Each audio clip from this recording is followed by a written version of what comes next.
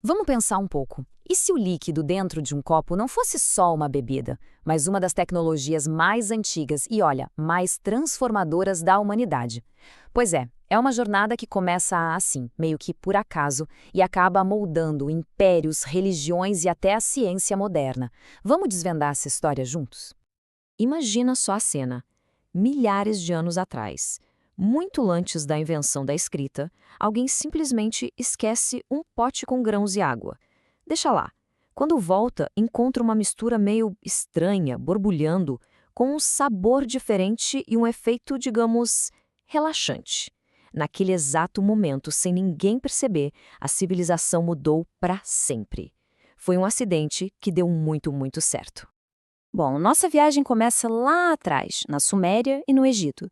E nesses lugares, a cerveja não era um luxo, um agrado de fim de semana, não, não.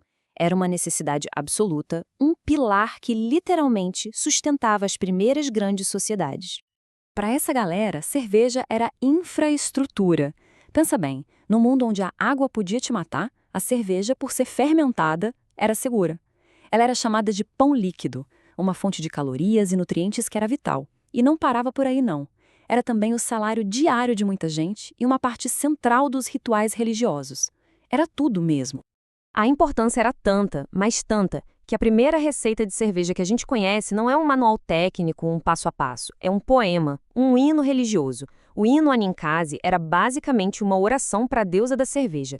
Isso mostra que o ato de fermentar era visto como uma coisa divina, uma dádiva. E essa história de cerveja como pagamento não era pouca coisa não. Olha só esses números.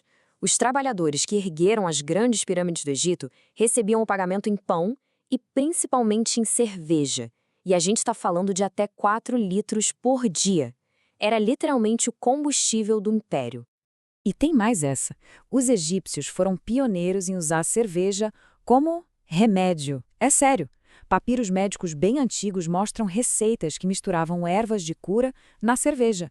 Era, na prática, o primeiro xarope da história, usando o álcool e a densidade da bebida para entregar os princípios ativos das plantas.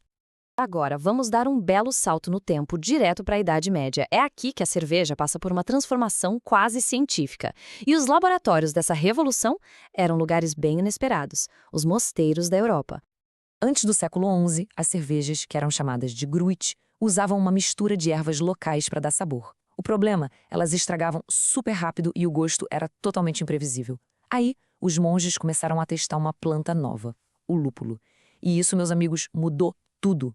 O lúpulo não só equilibrou o doce do malte com o amargor, mas o principal, ele funcionava como um conservante natural. Com o lúpulo, a cerveja virou um produto estrável, que podia ser vendido e transportado.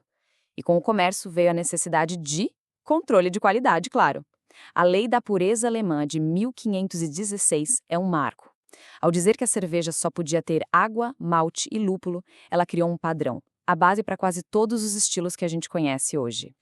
Agora, vamos para o século XIX. A cerveja, que já era uma mercadoria importante, está prestes a virar uma indústria global. E isso acontece por causa de 2 revoluções científicas que rolaram quase ao mesmo tempo. Por milênios, ninguém sabia exatamente o que transformava aquela água com cereal em cerveja. A fermentação era um mistério, um dom de Deus. Os cervejeiros trabalhavam meio que na sorte e era super comum perder lotes inteiros da produção sem a menor ideia do porquê. Então, entra em cena o famoso Louis Pasteur.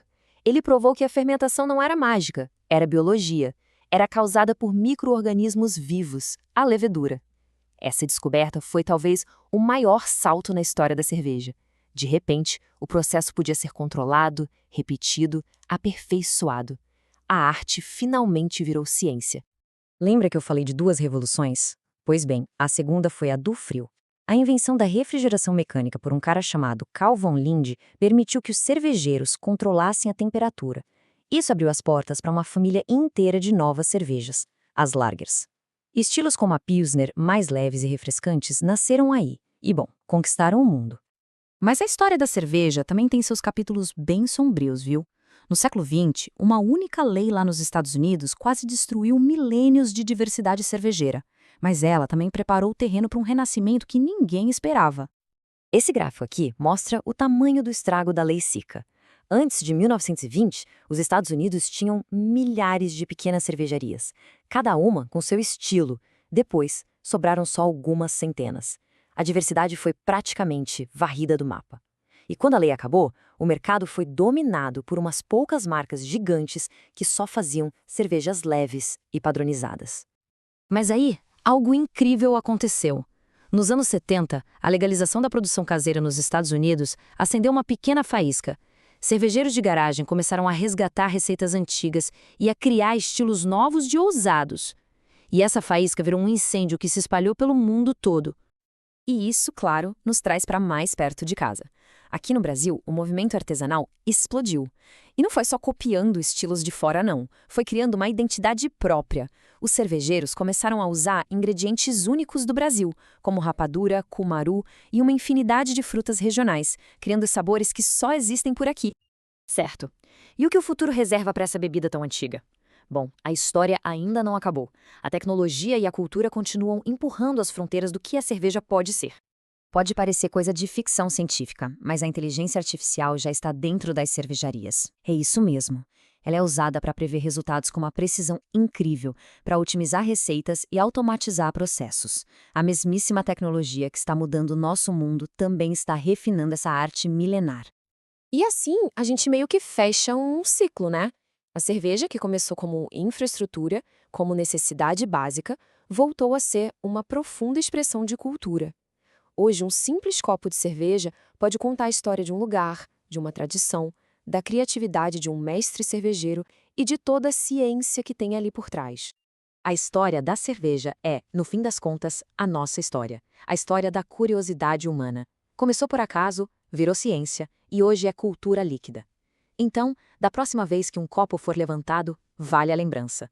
Cada gole é um brinde não só à bebida, mas a toda a jornada da civilização. Um brinde a quem nós fomos e a tudo que a gente ainda pode fermentar.